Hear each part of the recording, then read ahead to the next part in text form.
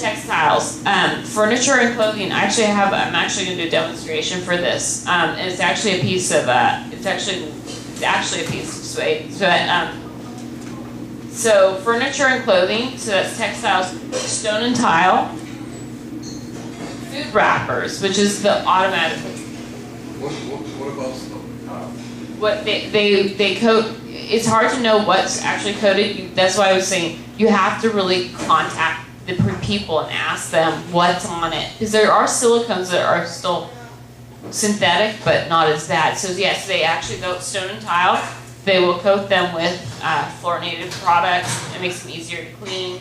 Well, I work with cement block, and one of the things I often do is put a sealer, a masonry sealer over it, which repels water.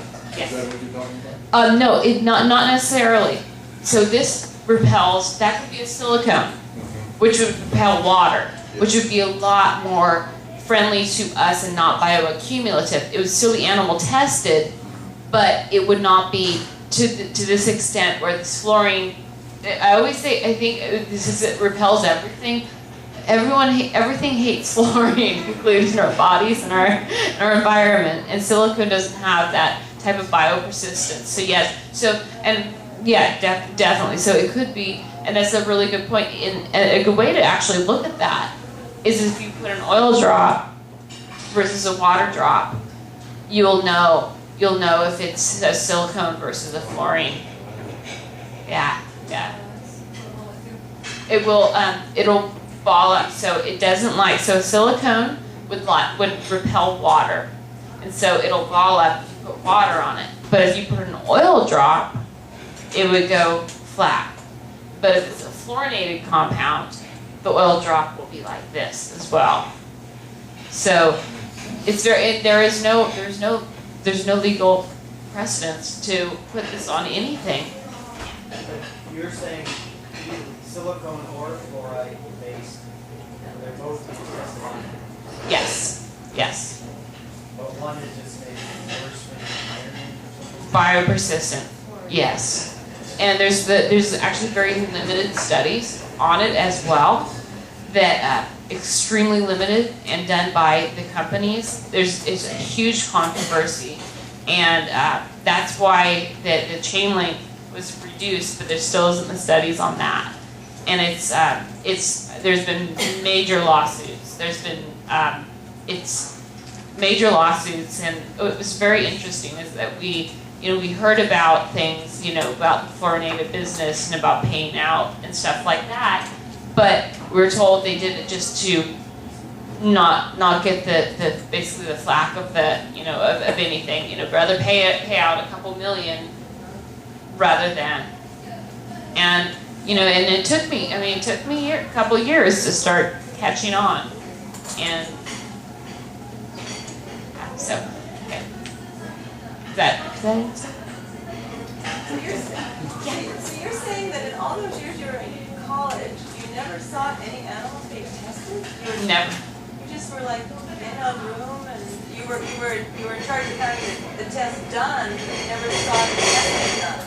No, well, actually, so during my PhD, which was so I went through my undergrad and then straight to a PhD. So that was an 8-year span, and during that time, nothing was animal tested.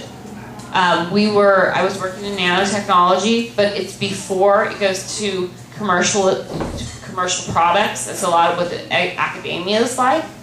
But when I went to actual industry, and we developed things, we were kept very far away. There was something new out, and we developed it, and we were kept far away from even knowing the results. They kept us as knowing what we knew, and it did take a while. They're very good at keeping people far away from that. Yeah, so no, did not know. So it was only the time in. So you didn't wonder? Yes, I wondered. And it took into the end. It's difficult to get a product out into the market. So, it's like one in you know, you produce a whole bunch of different new products, like new fluorinated products, but one in, you know, so many get there, and then you'll get a big raise because your product went in to go into production. That's when it goes into animal testing.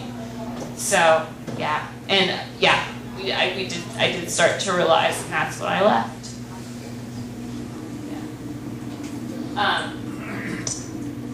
Paint and coatings. That was the other thing I would say about, like, as far as like child licking a wall, dog licking a wall, anything like that. A lot of things that make it easier to clean on the wall. That's where it's at. And non-stick pans, I'm sure everyone's heard about all of them for a long time. But they will produce, especially if they're heated too high, that kind of stuff. Is like, is it worth it? You know, for the non-stick pan. So it's a little bit different of a beast than the other guys, but it still has the same, it's a different fluorinated thing, but it is still in the same realm. Yeah. Can you tell us what some of the health hazards are from exposure to these? Absolutely. I'll get there. The next slide, yeah. So I just want to say, how is it pre-treated? So it already comes on your couch or your carpet. Post-treated, protected sprays, like that you spray on stuff, and carpet care. When someone comes in or you clean your carpet, it can be right there. So how will you know if it's treated? And that question is so difficult. It's so difficult. Call the manufacturer. Call and ask. And if they can't answer that question, I would go with them. That's truly my answer to that. And so, yeah, I would definitely go for a silicone any day with this health hazards, which we'll see on the next slide. Please, slide. Okay, so the breakdown of the fluoroprotectants, and so they break down into something that I was saying PFOA, which has been so hazardous, and it's biopersistent. It is in our water. It's everywhere. It's everywhere you drink. You can't even get a test for it, unless here in Canada, because it is in our water. So it's so hard to get.